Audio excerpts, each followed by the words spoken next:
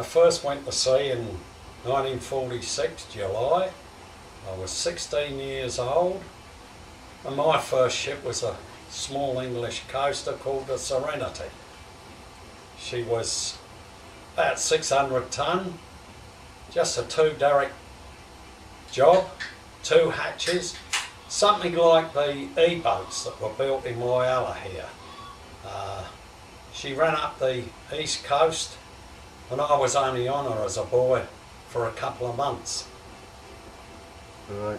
How many were in the crew at the time, Max? 14. 14, so this is small, yeah.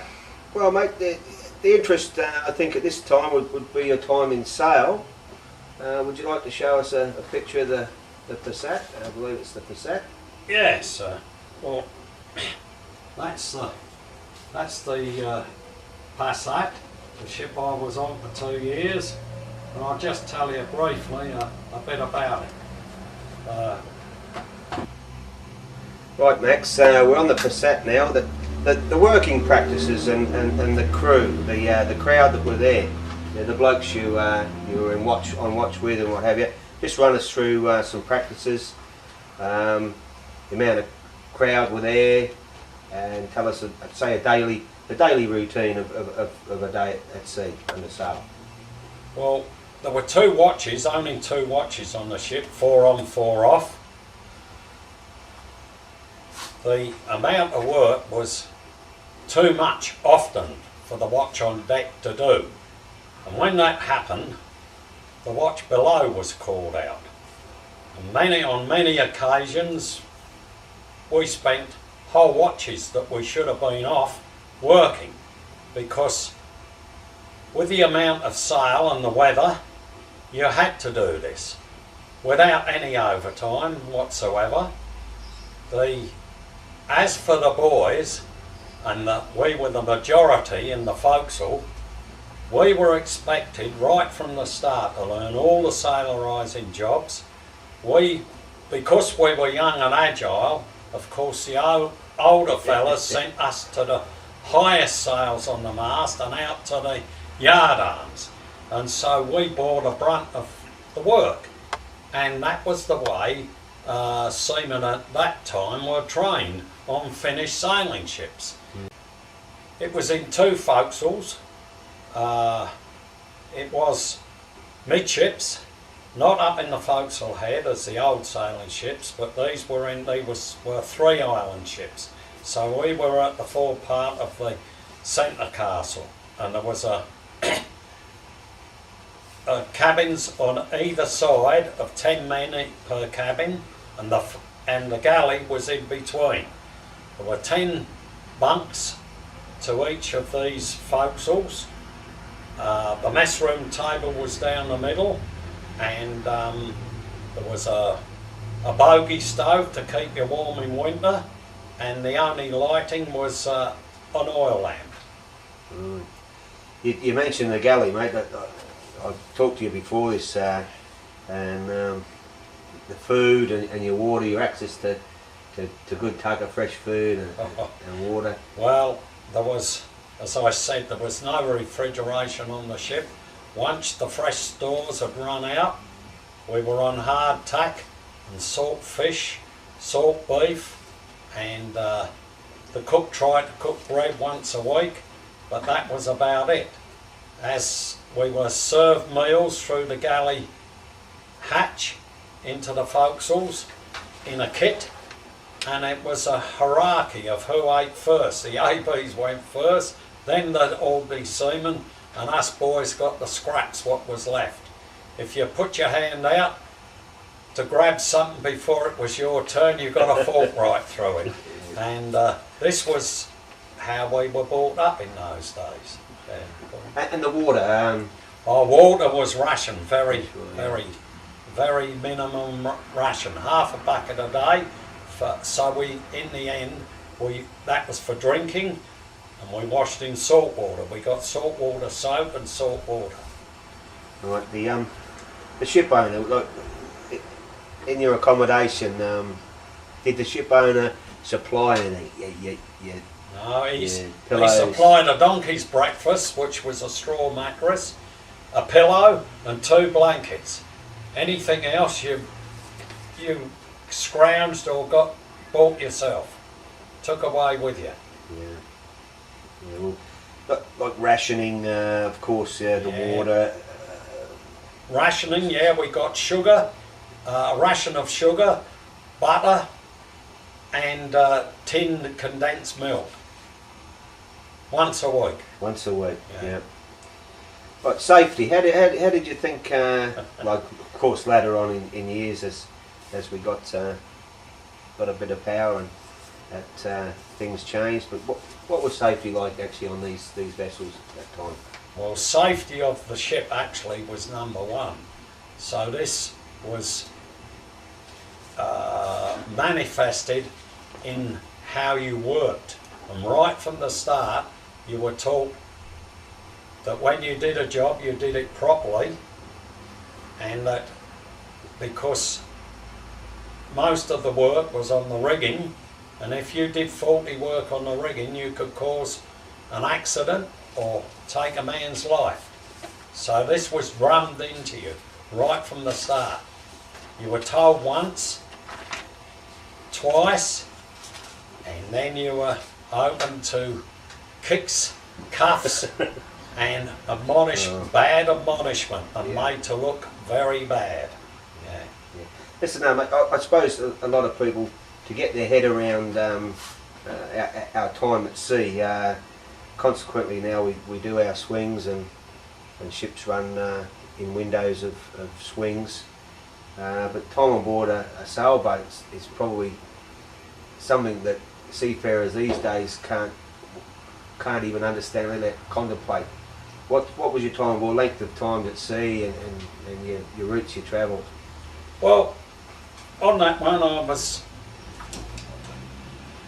it was 2 years articles or until the ship returned to Europe. And with a sailing ship, that one would tramp to cargoes around the world. We came to Australia on 2 occasions, but the main thing was on there, you did long sea voyages. The longest one was 143 days from South Australia to Avonmouth in the UK. That was at sea, never calling at a port. So this was it. Other trips were quite lengthy trips, and so you leave, there was no leave. You just were on there for until the ship returned to Europe. In other words, 2 years. It was like going back, in other words, 100 years in history. And it was like, if any of you, it was like 2 years before the mast in the old days, yes. Yeah, right, comrade. Well, of course, when you left the sail, what in the next couple of years, did you stay in Europe, or where did you? When I got out of the sailing ship, I had difficulty with the Shipping Federation in the UK of getting back again, because they reckon I'd absconded, but in the end I argued my way through, and they gave me a new identity card and book, discharge book, and I did. Even after 2 years on a sailing ship, I still had to get a ticket, and it was called an EDH ticket, and I did the lifeboat ticket at the same time. I was then registered down in the Connaught Road Pool in the Royal Docks as a unestablished seaman, and off I went on steamships, the normal steamships we all remember. I'd worked in quite a few companies on English ships, Shore Savills, Blue Star, Royal Mail, many Port Line, London Greeks. The one I was on quite a while was Canadian Pacific ones. That was a big heavy job. That was a beaver boat, 32 derricks there, And we used to run to the continent and across the North Atlantic to Canada. And she was a real hard job because in winter time all the guys etc were frozen stiff. You got out with a steam hose to begin with just to get the ice off so you could rig your gear coming down the St Lawrence. So they were some of the English ships, but they were far better of course to me than what the sailing ship was. And you got paid overtime after 8 hours. There were 3 watches, a lot of things, all your linen and soap was supplied, and so things for me were far better than when I'd been previous. Yeah. Right, Max, well obviously you're on a lot of vessels and a lot of experience around the world before you got to Australia. Can we get to the part where you entered Australia and joined the Seaman's Union of Australia? Yes, sir.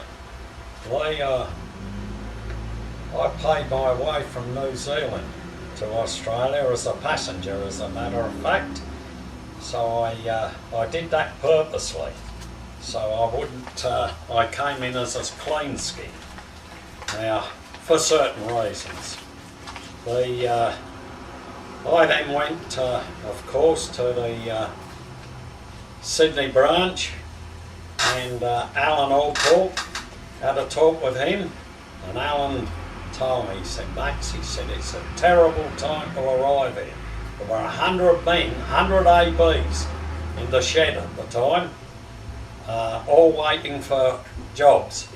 He said, go to the west, and he said, try your luck there. He said, and so I did. So I worked, got me fare across, worked in Sydney ashore, got me fare across to the west, and of course when I got there, saw Ronnie Hurd, Port Secretary in Fremantle. What year was this, Max? This was 52, 53, yeah. The position in the west wasn't much better, so Ron told me the best thing I could do was to work ashore, which I did for a while, and then I came back up to Fremantle and worked by on some of the state boats. In the end, Ron got me away on the old Coringa, and I was away then on the coast, as it used to be called in those days, and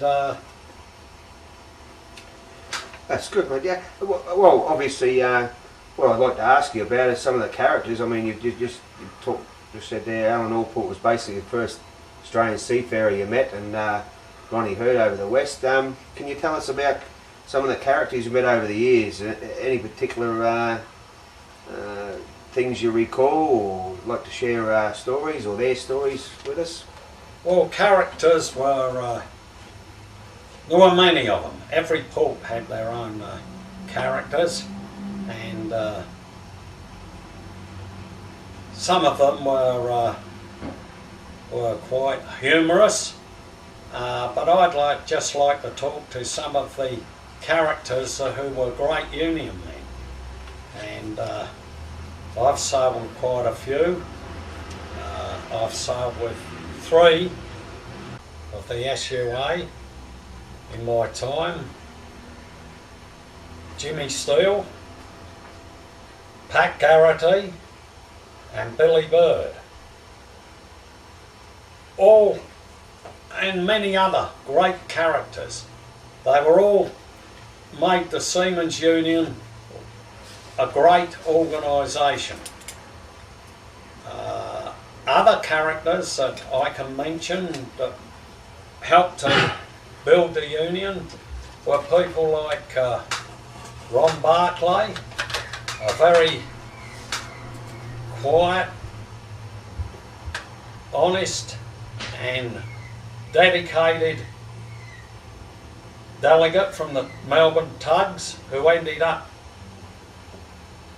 Secretary in South Australia. There was other people like Les Kelton, another great organiser on the coast. and a very good delegate.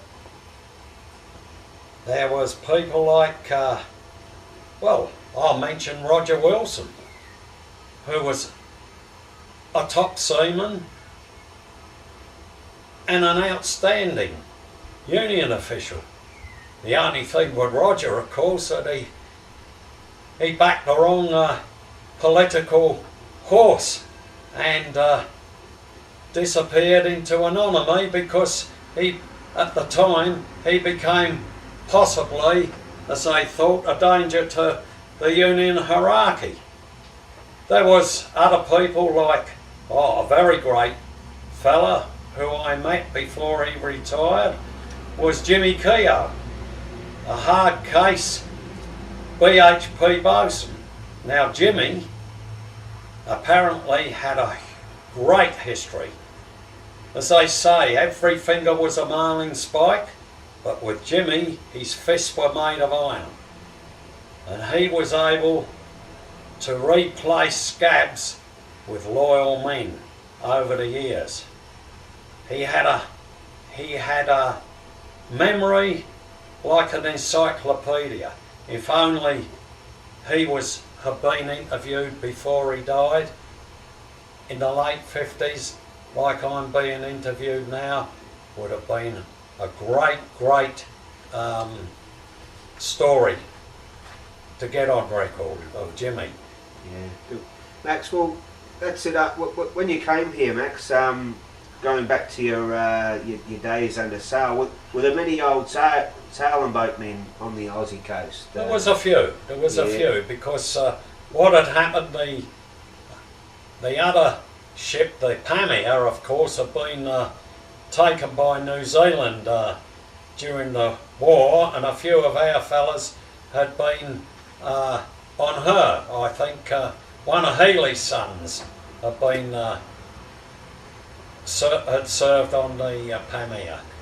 But other than that, there were a few very old fellas who had been in sail in the early years, but not that many.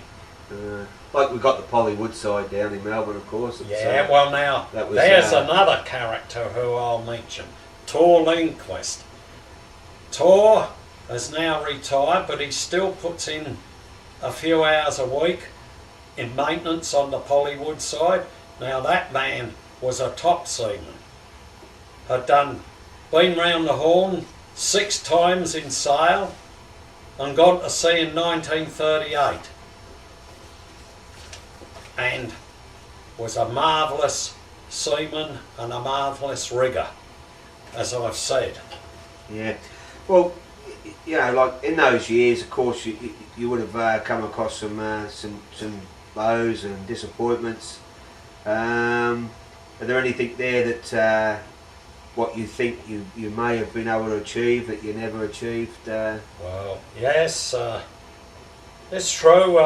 When I went to sea, of course, like all young boys, you had your visions of you becoming a master and that, of course, that was all dreams, because in reality I tried myself, but because of education I never had a chance of getting anywhere. I was very good in some subjects, but as far as navigation, I didn't know trigonometry, so that's the necessary fundamentals of navigation, and if you don't know them, don't try. And when the position was there for me to go to a navigation school, I never ever had the money. I was staying in doss houses and seamen's homes in London, so never had the money to go to navigation school. So that was one low. Another low, I suppose, was, I can see it now, was my attitude to work on home boats. This was corrected, of course, when I came on the Australian coast, and the reason for it was my immaturity of politics at the time, and I just didn't like being exploited by the ship owner. And so the idea I had in my head was to do as least as possible and try and sabotage the ship owner's profits. Now this was put right, of course, when I sailed with Billy Bird, because he had a good talk with me and explained the position of what was accepted and what should be accepted. In other words, that you proved to the boss that you were the best at your trade and couldn't be sacked because you couldn't work. It also gave you the position then of a much bigger bargaining period, a position when you wanted better conditions. And so it was a big learning curve in those days, and I'm glad I sailed with people like that who put me on the right tack.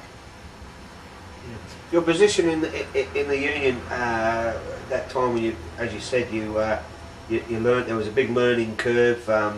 You understood what your political values were obviously in the socialist system and towards communism, of course, and you knew that changes should be there and were very important in the world at that time. Other highs when you became well known in the Seamen's Union of Australia. Can you tell us about things that the union may have given to you and shared, or you contributed towards the Australian coast? Yes, well that's very true. It was after the learning curve, of course, I started to sail as a delegate on most ships I was on for the rest of my time in the SUA, except when, of course, when I was a bosun. The highs, I would say, was I was very, very proud to be a delegate with a few other members of the union to the World Youth Festival in Moscow, and the time we spent in China prior to and after the festival. I was also very proud on one occasion to be a proxy delegate to ACTU Congress when Jim Healy was on the executive of the ACTU. And on many occasions, as I said, I've been able to be elected to COM reps and to conventions, and I'm happy to know that I was able to take part in the current proceedings of the union and to gradually work to the future of those days within the Seaman's Union. Yeah. Right, Conway. Well, that's good. Incidences at sea, incidences, accidents. I mean, I think every seafarer that's got a bit of time up his sleeve and travelled around, done various ships. Have you seen any terrible incidences, or yourself endured any near misses or accidents? Well, I'll put it this way, though. There were a couple of near misses that I experienced. I suppose the first was reverting back to the sailing ship when we nearly foundered in a hurricane in the North Atlantic, but we came out of that. Another incident I can remember that was a near miss, and that was when a tanker I was on caught fire in Berries Bay, and I was able to see what was happening, get back up the gangway and alert the crew, and we were able to extinguish the fire before what would have happened would have been an absolute debacle in Berries Bay. It would have taken all that part of Sydney out, because it was on a hot summer's day and we were discharging high octane, etc. And as I said, that was a great thing I thought I was able to do and take part in. Other things were, I suppose, I've sustained many injuries in my time, including 2 broken necks on ships, and I've come out of that, and if they had been hits, I wouldn't be here to be being interviewed. So that's about it. Right, yeah, getting back to the runnings of our organisation in those years, of course the importance of Stoltwood meetings, our selection of jobs, the way that Schedule C and our leave and the building of our leave system. Consequently, you went through the times when we got aggregate wages. So yeah, can we just start with say Stoltwood meetings? You've obviously been in Stoltwood meetings all around the country, and I know very well that you're a well versed chairman, and I've had the pleasure to watch you over the years, and I've actually taken the chair up under your guidance. So can we start with say Stoltwood meetings in and around the coast? Well, the whole semblance of Stoltwood meetings was, I thought, the most democratic means of ensuring the participation of the rank and file in the SUA. This was one of the great assets of the SUA, which won the right of having a paid stop work meeting. From the ship owner, it was allowed on the last Tuesday of the month, and we rigidly respected this position. I can remember at all times around the different ports, men used to, on leave, willingly went to stop work meetings to participate in the running of the union. Ships that were a long way from the meeting, say for instance, men used to travel from, whole crews used to travel from Geelong to Melbourne to a stop work meeting. Before the branch was open in Port Kembla, men used to be sent up to Sydney to attend the stop work meeting.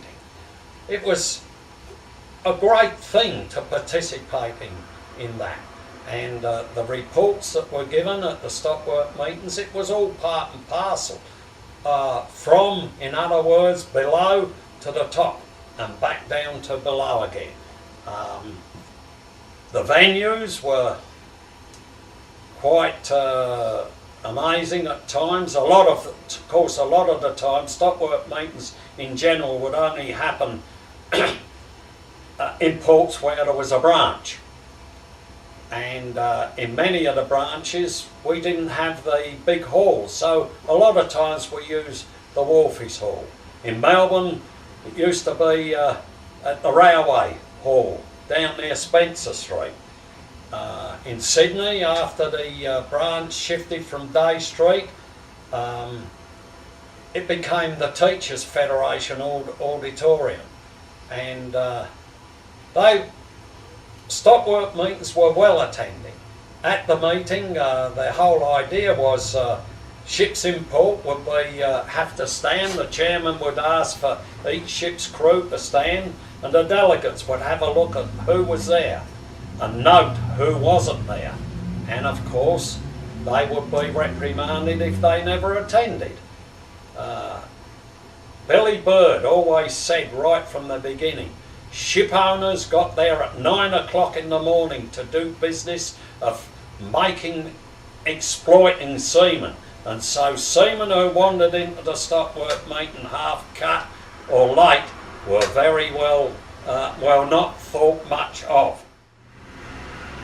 Beginning of the 50s, around about the end of 53, when I came here, there was a great overflow of well, let's put it this way. Most ships on the coast, as we called it at the time, were not Australians, as a matter of fact. They were mainly homeboat men. There was quite a percentage of Scandinavians and quite a few Greeks and other nationalities. In fact, on a few ships it was try and spot the Oz. Of course, this is when the union got, and in fact, in those days, the compliment of the federal office was nearly all ex-home boat officials. On a lot of ships it was, as I say, and this is where the union started to organise for deck boys and ordinary seamen, and of course they were nationals. And from then we got ABs, further ABs, and were able to enter the position of manning our ships with Australian nationals. And so all this gradually grew out of the progressive attitude of the union at the time. In the 50s, building up to the 60s, gradually we were able to alter the type of ship that was coming, the new buildings on the ship. And the old ships, because we had a little bit of industrial muscle in those days. In fact, when I first came on the coast, we weren't even part of the arbitration system. We stayed purposely outside it until we thought it was well to rejoin. We were able to How was the employment situation at that time? I mean, we're talking obviously before Schedule C and the pickup system. Well, can you explain to us yes, how the system of selection on a vessel was? How did you get the job down on that ship? well, once you were a member of the union, it was like joining a special society. Once you got that book, you were in. And as long as you didn't blot your copybook, you were able to stand for any job that was going. Now, in those days it was an open pickup. There wasn't a roster system, and it wasn't the best of type of engagement at all. Now, what happened was you stood in a line, and the representative of the company, either the master, the mate, or an agent, would come and suggest to the official what jobs there were going. The official then would call the members, whoever wanted the job, to stand forward. Now, we bettered this in the early 50s by keeping in the pickup centre. We were able to elect that the agents stay one side of the door and tell the officials what job was wanted. The official then would come in where the rest of the men were and tell the men the job, and also suggest if somebody was not able to get a job because he was blackballed, that amongst yourselves let him go through the door. So the union, to a certain extent, started to be able to control who was engaged.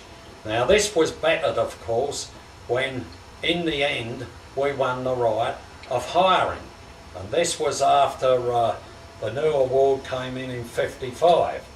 The union itself, won the right of running the pickup, and we ran it, I think, for about 12 months,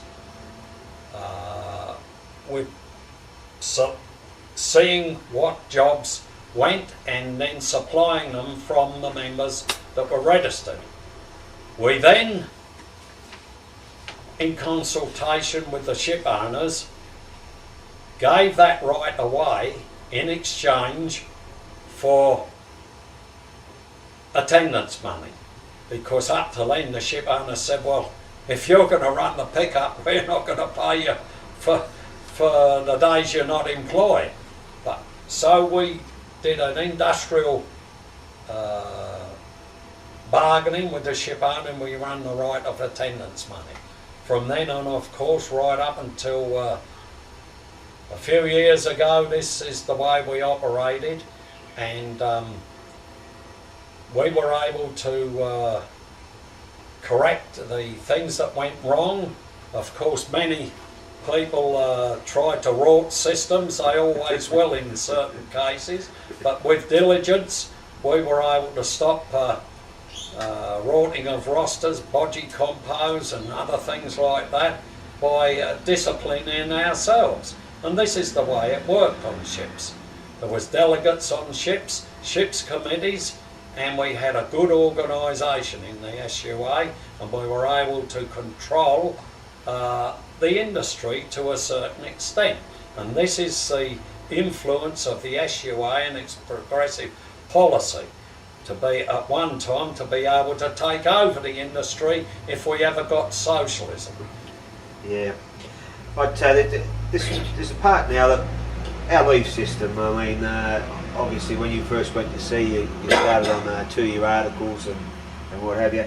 I mean, our leave system and how it was built, well, you could talk probably for 3 hours on it, but if we could just quickly get your view of the way that the leave system and how it was built, Max, it's... Yeah, well, the leave system, it used to be when you... when I first came here on Australian ships, you got so many days for a weekend at sea, and you accumulated them. But oftentimes you were in port, and the mate was prone to give you those weekends off in port whether you liked them or not. So the leave system was very erratic. Generally you got on a ship, you stayed there for a few months, and when you got fed up you got out and took what days you had.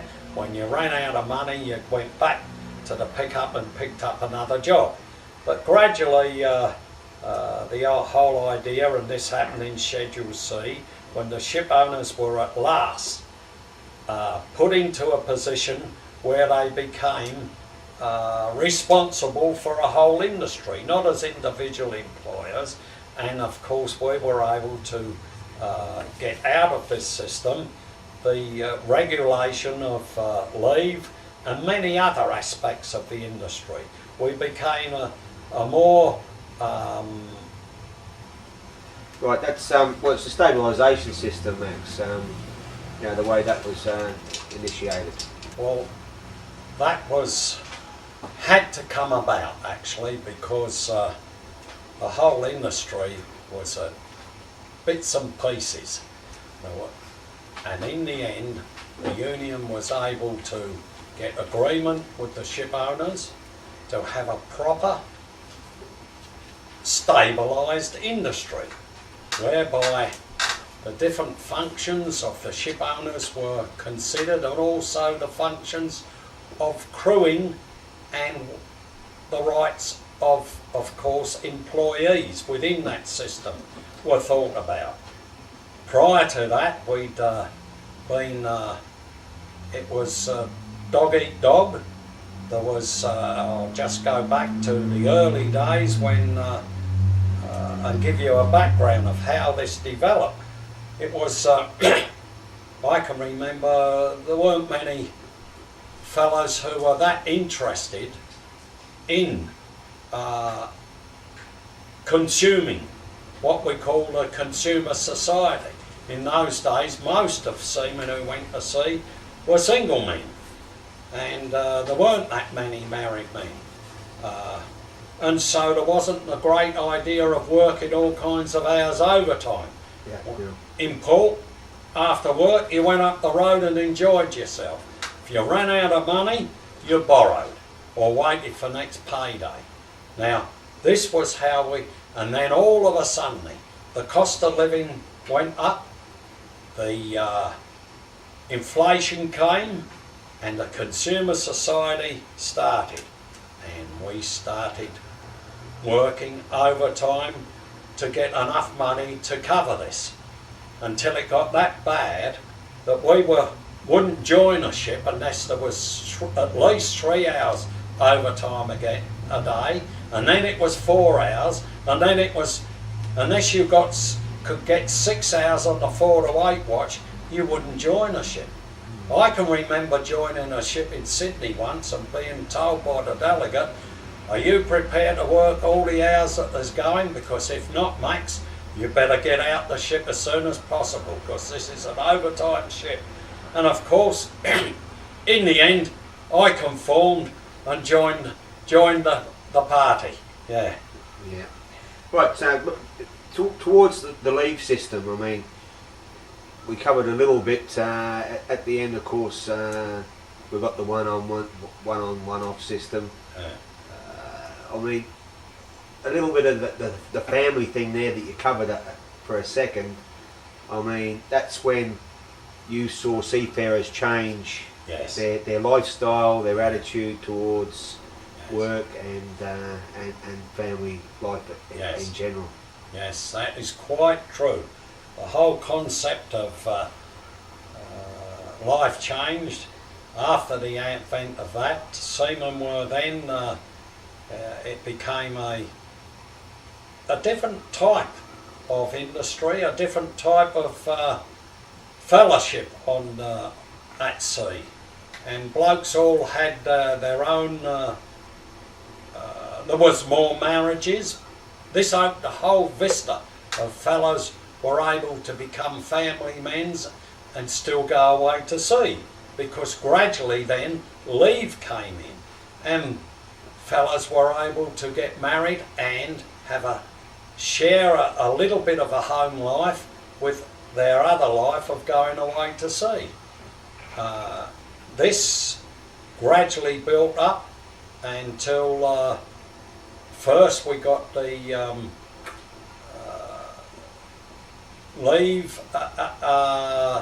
regular leave, depending on how many weekends you got on the ship, until such times as we were able to prove to the ship owner that, look, let's have 2 crews. Well, now this was fought against by the ship owner for quite a while, but in the end he was able to see that we were nearly to the point where you could have 2 crews. Part there of 2 crews, yes, which developed into the 2 crew system, and it got continuity of employment. He didn't lose good men out of ships. Continuity of employment's one of the things that when I first went to sea, that's what I heard when I was growing up, and consequently got to sea.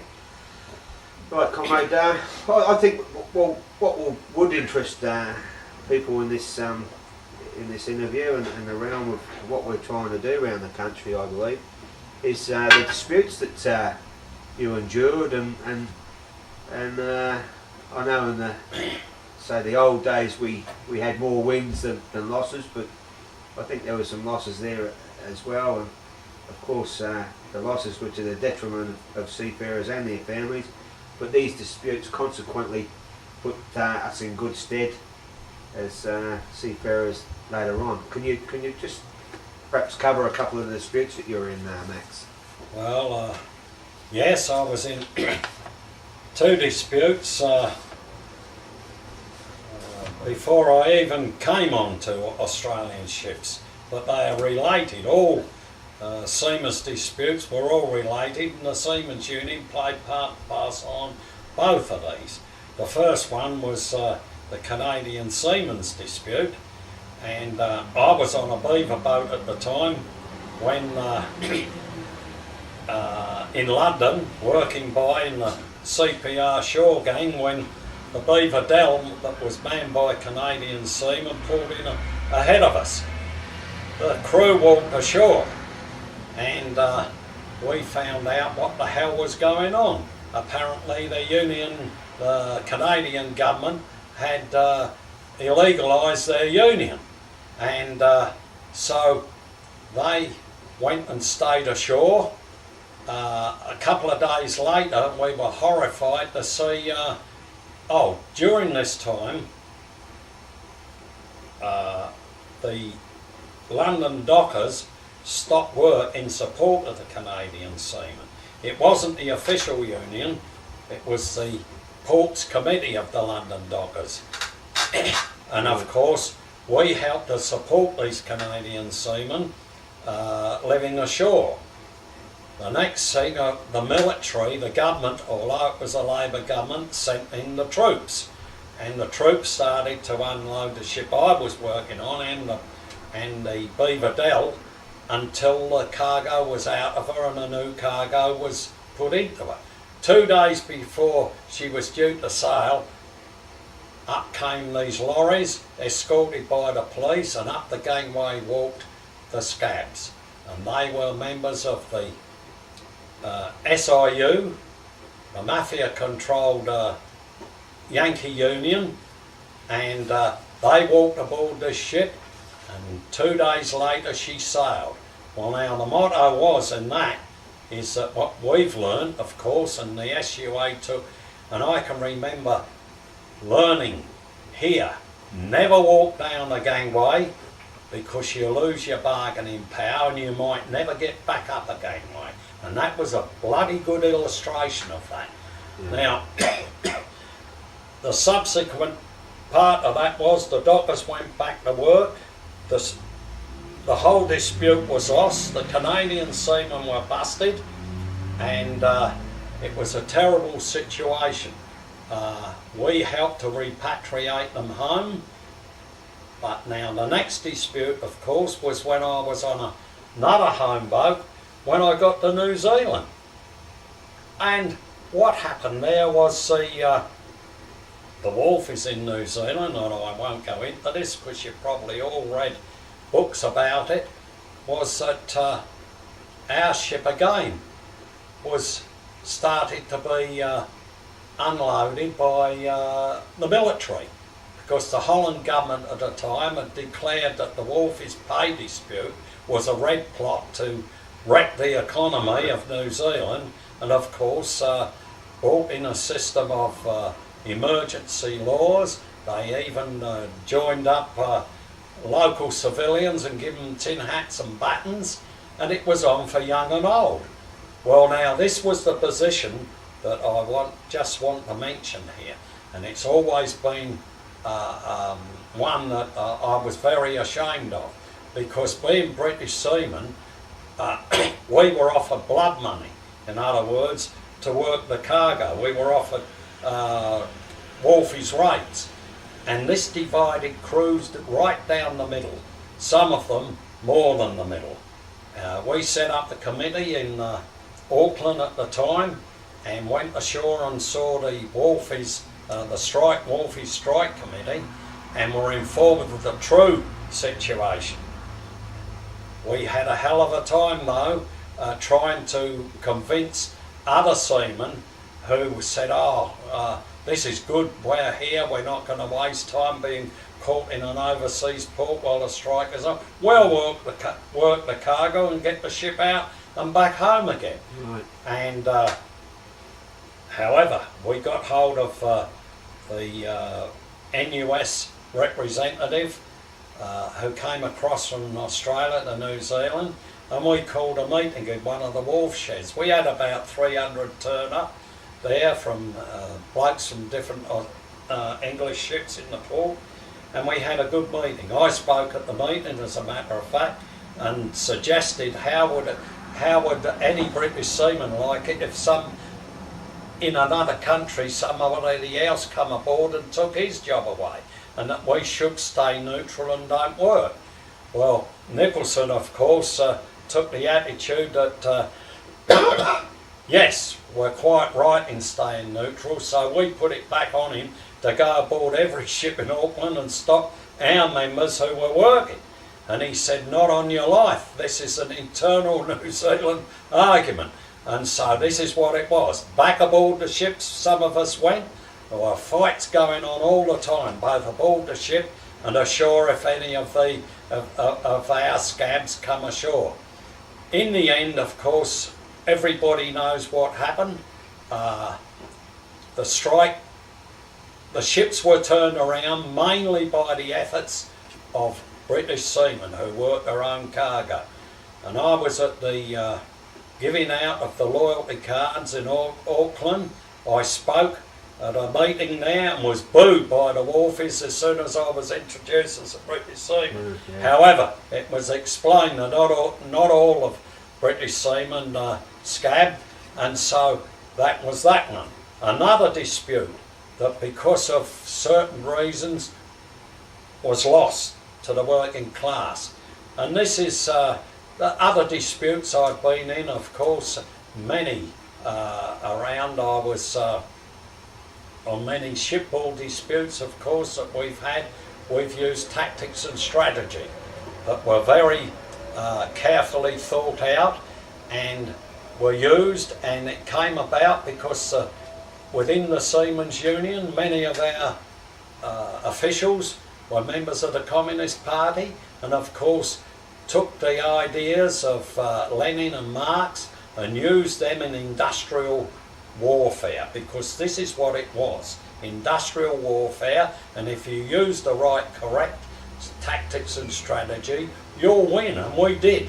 And we gradually built up the strength of the Seamen's Union to such an extent that over the years that I was in the union, the SUA always punched way above their weight, and internationally and nationally. It was a most marvellous organisation and got results. Are there any specific disputes within the SUA that come to mind? Any story you could tell? I can remember a great one. All of a sudden, I think it was Judge Foster awarded us liberal, I'll say liberal penalty rates for the weekends. About a year later, the ship owners went to the court and opposed this, and the next thing they were all cut in half. And of course what happened then was, again, we used tactics of, we didn't walk off ships or anything in mass. We decided to have weekend stoppages, and this went on for over a whole period of about 5 months, and we gradually wore it down. In that period, as a matter of fact, I became, because of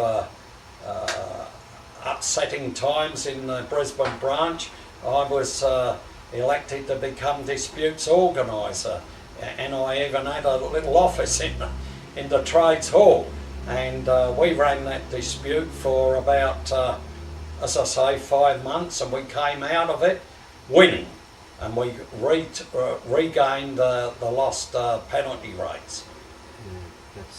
That's a good one. I mean, in latter days, of course, we had the expanding Australian merchant fleet and other areas, which I remember taking a lot of direction from the older members that were around us at that time. It was a really golden time for the Seamen's Union of Australia. Yes.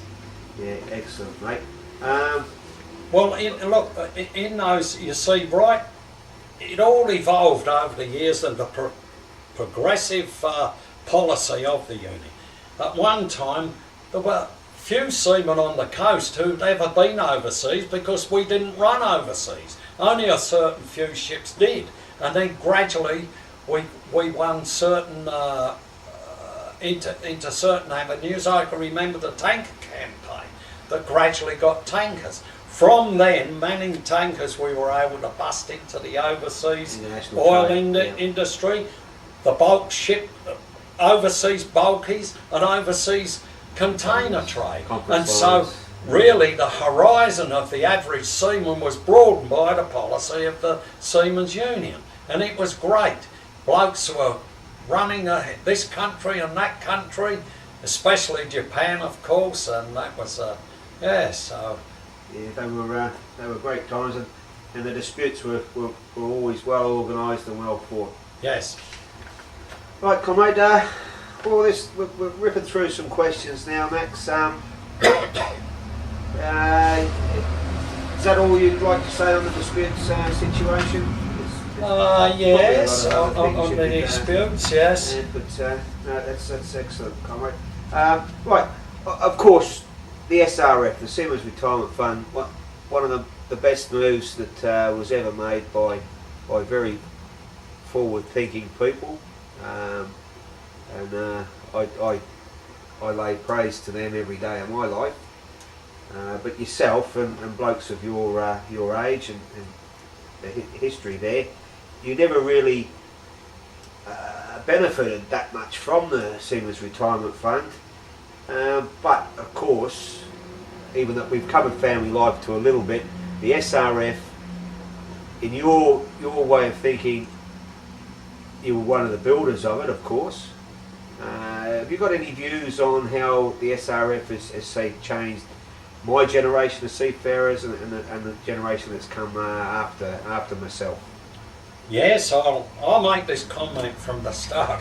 I can remember in the overtime days, at a stop work meeting, there was a pertinent question put to Elliot about when were we going to get pensions the same as the wharfies. Well, he turned around and he said, listen, he said, when you fellas stop proving to the ship owner that you're prepared to work 14 and 16 hours a day to keep up with the Joneses, he said, I'll start thinking about pensions. Now, this was a very, when you think about that retort, it was bloody true. Because old men were going out of this industry at that time in their 70s. They were having to work well into their 70s and they were retiring with nothing. In the end, of course, a lot of us came to our senses and stopped working all those hours of overtime, and in fact it was done through the position of, again, by the aggregate wage. And when that happened, a whole new vista came in. Garrity, in his wisdom, who took over after Elliot, was the main thrust and procurer of the Seaman's retirement fund. Seaman's SRF. Yeah. It was a great advance, and it proved that the seamen then were on a basis whereby they could plan their future. As you've said, it didn't at first give what should have been given to the old fellas, but it set the pace for those coming into the industry and has altered the lives of the younger members of the union ever since. And now they can organise their whole family life into the future. Unfortunately, it had some drawbacks, and I'll just jokingly tell you one. It gave the opportunity to many wives at that time, when their husbands retired, they said, all right, I'll have half. And of course, it put a lot of money into the pockets of the legal profession to get those women that half. And so these are the highs and lows of getting that. Always when you win something, you lose some too. Right, Conor, yeah. Right, well, that's it really. What was your last ship, mate, and when you left the industry, you know, your last ship, and how did you feel? Well, again, I made several wrong decisions in my life, and leaving the industry 2 years early or 3 years early was one of those decisions. But however, it was my decision and I've got to live by it. I got out, in other words, I took the, what was called... the golden handshake. The golden handshake, yeah, that's yeah. right. Yeah. Thanks for helping us out there. And it was a golden handshake, and as I thought at the time, where else in the bloody world would you get three years' pay for nothing? And so I took it, but however, I wished I hadn't, because it just then excluded me from ever coming back into the industry at the time because of circumstances. Now, when I did get out then, I got out with X amount of money, and of course subsequent to that, that was chopped in half because of my own matrimonial position, and ever since then, of course, I have thought about this position, but in most ways, I think, now let me just talk about the last ship. You've asked Yeah, me what about, was the difference between, say, your first couple of ships you went on to that actual last ship? well, the actual last ship, it was like chalk and cheese. It Because was the River Torrens, I believe. the River Torrens, Self-discharge, I think. yeah, it was self-loader and discharger. And if I got to the stage where it was just like a floating factory. It was like a moving cement works, and to me it was no longer a ship. I didn't like it at all. However, it was jobs and jobs counted. Unfortunately, it was taken over by bloody Ukrainians. Right, Max, we were talking about your last ship when the tape ran out. But, right, you finished, the Ukrainians took over the River Torrens. Yes, yes. So, what was it like your last trip anyway? Hell. I don't like working in cement. Right, that's it. Yes. Yeah, the old cement boats. Yes. But a lot of difference there between your first ship and your last ship, of course. Oh yes, yes, yes, yes. Well, this is how the whole industry has travelled over the years. The new functions, etc., and what the duties of seamen now are to what they used to be. Totally different. Duties and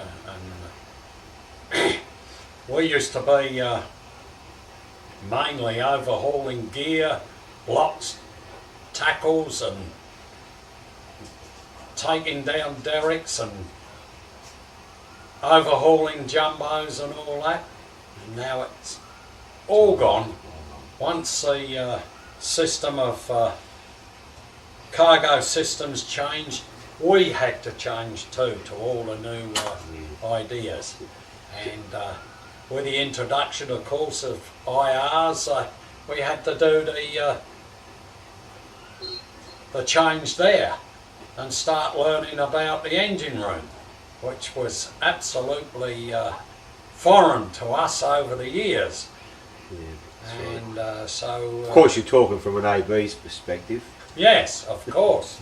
So, what are your thoughts actually on the industry now? I know you still attend our monthly meetings. Yes, we're not I allowed do. to call them stop work meetings anymore. No. What are your actual thoughts of what you hear the guys talking about now, the industry? Well, I'm afraid this is one of the worst positions that the seamen have been in for many, many years. And it's part and parcel, of course, of the political situation in this country. That we went through a period, I think 1972 was about the top of the ladder that we got to. Since then, and if you remember, we went through a period of Labor governments, but at the end, even at the end of that period, they started to interfere. They gave lip service to us about expanding overseas trade and all that sort of thing. But even at the end, they sold off the best part of the A&L. And this was a Labor government. Well, then in 1996, of course, with the advent of the Howard government, things have got deteriorated and they've got worse and worse. The solution of our position has not got any better, even with amalgamation. The ships seem to be going less and less tonnage on for us, and even with the a change of government, it's going to be very, very hard for the seafaring people of this country to get back and gain the losses that we've made over the last 20 years. And it has been 20 years of a downward trend. We've complicated the issue, I think, through amalgamation, but possibly at the time nobody could see the outcome of what would happen. But now you've got two separate industries that are like chalk and cheese, and with one where the majority has got the say. And Seaman are in a fix now, and we've got to get out of it. We will. The Seamen of this country, under the leadership of the SUA, had ups and downs just the same. But in the end, they came out on top and have survived. And it's a matter of survival now in the global economy. Seaman will, I have great faith in Seaman to organise and to be able to clear a future from themselves. And so, Lee, you are one of the ones still going to sea, and I'm pretty certain that you will come out tops in the end. The whole idea is that we've got a great history that you are carrying on the ships today, remaining afloat. I think you will win.